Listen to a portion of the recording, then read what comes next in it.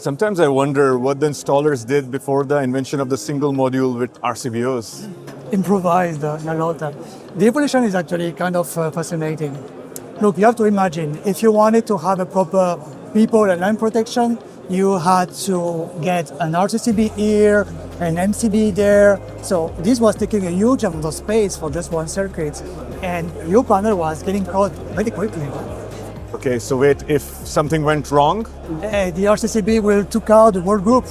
And think a minute about all of that critical application, hospital, data centers, industries facilities. I mean, this means downtime events. That's a serious problem. It is. So then came out that compact RCBO devices. So one device, both functionalities, overcoming this continuity of service issue, but still quite large. Pretty impressive, small size, voltage independent RCBO with the voltage independent fault mechanism detection. And usually you see this in voltage dependent format in the industry. No, right. And actually it's not about things. So this nature of RCBO process with electronics. So they need the power from the system to really understand the balance between the phase and the neutral, but they work just fine. And the voltage independent RCBO does not work like that. It uses the fault current itself to trigger the trip.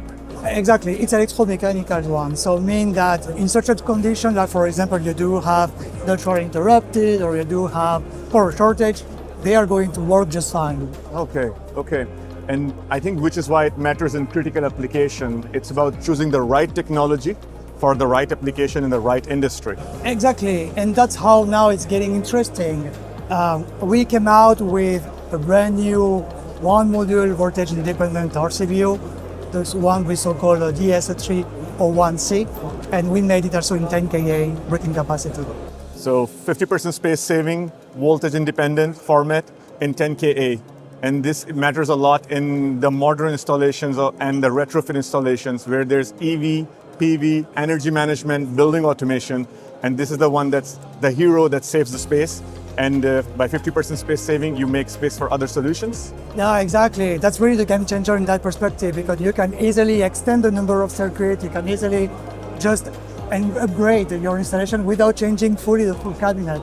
These open new opportunities. So single module width, voltage independent, 50% space saving, and now available in 10,000 ampere breaking capacity.